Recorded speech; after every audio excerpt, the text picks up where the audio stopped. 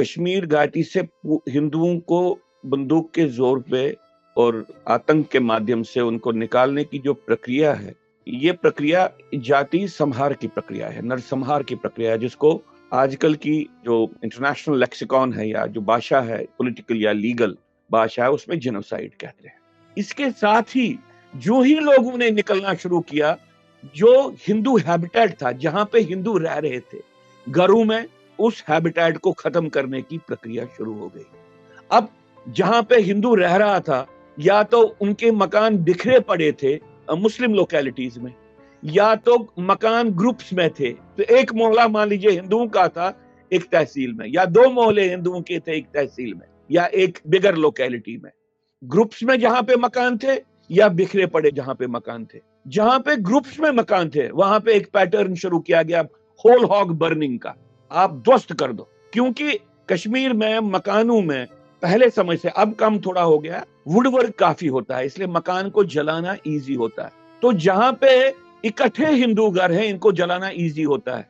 एक मकान को आग देके पूरी उस लोकेलिटी को जलाया जा सकता है। ये काम बहुत जबरदस्त तरीके से श्रीनगर सिटी में किया, क्योंकि वहां पे ऐसे 8-10 मोहल्ले थे, लोकेलिटीज थी, जहां पे हिंदू मकान इकट्ठे थे, वहां पे ओपनली होल हॉग बर्निंग की गई। लेकिन जहां पे बिखरे पड़े थे, वहां पे दो तरीके की प्रक्रियाएं की गई। एक प्रक्रिया ये की गई कि भाई मकान को आहिस्ता आहिस्ता से डिसमेंटल करो। तो वहां पे मकानों में, जिस तरह से आजकल कंक्रीट वर्क, जो पुराने मकान थे, वहां पे वुड बीम्स का प्रयोग होता था। करना कुछ नहीं है, दो लोग गए, उनने वुड बीम को बीच में से आरे से काटा, तो ऊपर की स्टोरी जर्जर हो गई, वो नीचे घुसने लगी, क्योंकि बीम जब टूट गया तो ऊपर की मंजिल नीचे आ गई। और उसके साथ ही टीन लगा होता था छत पे, तो वो टीन भी अंदर घुस गया, बर्फ पड़ गई विंटर की, और पूरा मकान जर्जर हो गया। विद इन 1 सीजन पूरा मकान डिस्ट्रॉय हो जाता था। तो डिस्ट्रक्शन की प्रोसेस चली जहां पे बिखरे पड़े थे। वो क्यों? क्योंकि अगर एक मकान को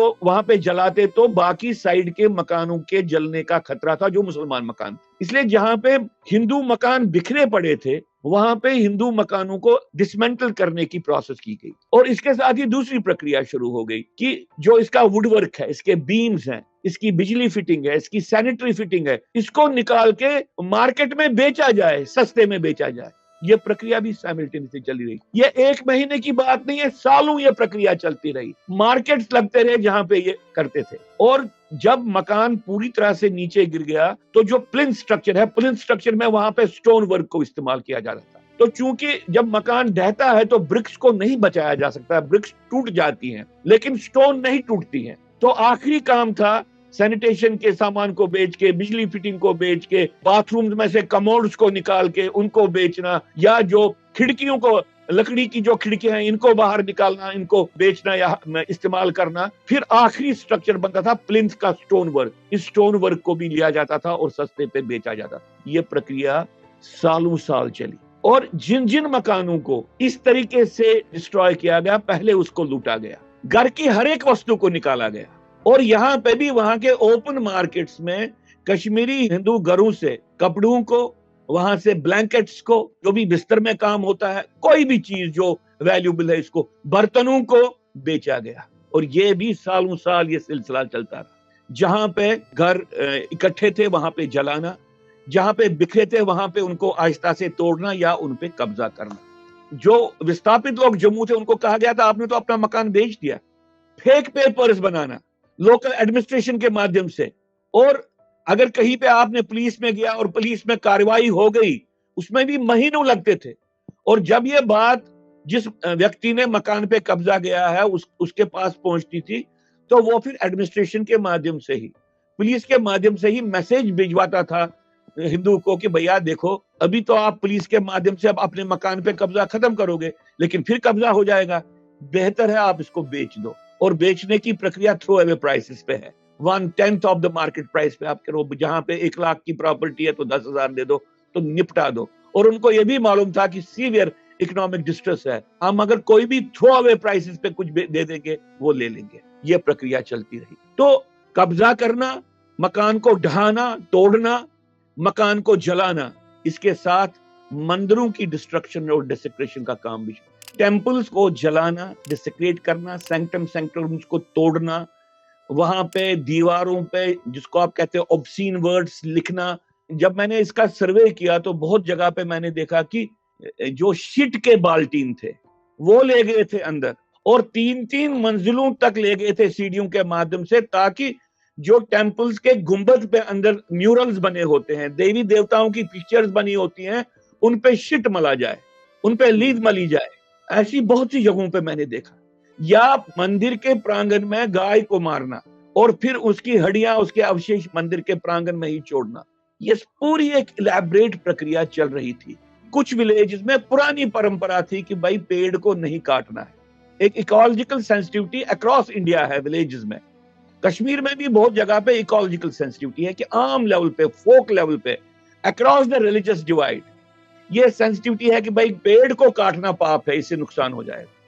तो जहां पे कश्मीरी हिंदुओं के मान लीजिए बाग थे, ऑर्चर्ड्स थे, छोटे छोटे ऑर्चर्ड्स थे, तो वहां पे उन्होंने क्या किया लोकल्स ने, उन्होंने पहले पेड़ों को स्किन ऑफ किया, उसके बाहर की छाल को नीचे उतारा।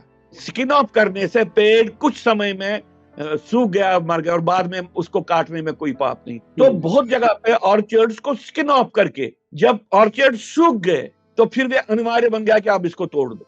एक इलैबोरेट डिस्ट्रक्शन की एक प्रक्रिया चली कश्मीर में।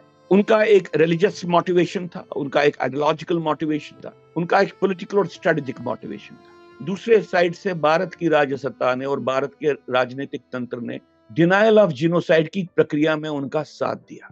तो पहला काम जो भारत की राजसत्ता ने किया, उन्होंने इसको न तो विस्थापन कहा, जिनोसाइड कहने की तो बात ही नहीं थी, उन्होंने कहा कि ये माइग्रेशन है। लिखित रूप से उन्होंने नेशनल ह्यूमन राइट्स कमीशन को कहा कि एक सेल्फ इम्पोज्ड डिस्प्लेसमेंट है।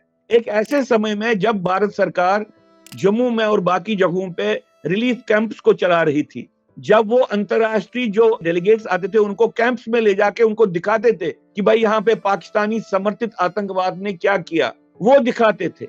या भारत सरकार की तरफ से टेस्टिमनीज गई हैं कि भाई वहां पे जो कश्मीर घाटी में हुआ ये एक डेमोग्राफिक असॉल्ट था, एक रिलीजियस क्लींजिंग का अभियान था।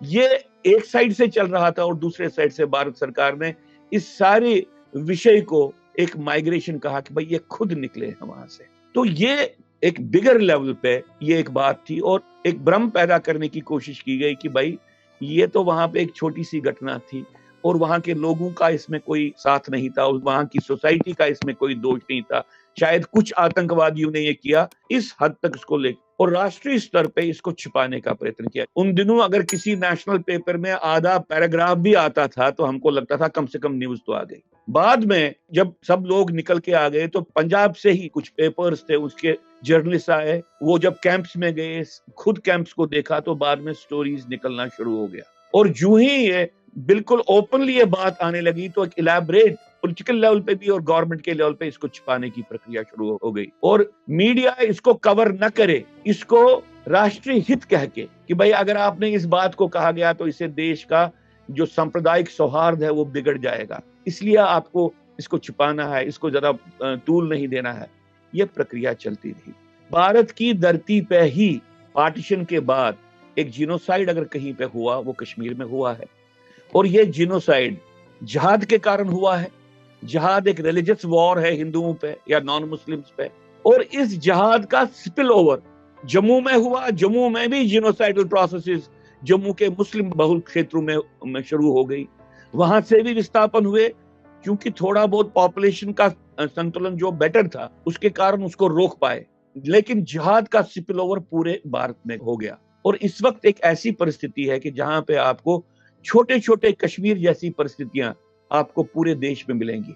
जहां जहां पे भी मुस्लिम मेजॉरिटी एरियाज है वहां पे आप देखेंगे हिंदूज या नॉन मुस्लिम एक जिनोसाइडल एट्रिशन को या जाति संहार के एक आतंक को झेल रहे हैं।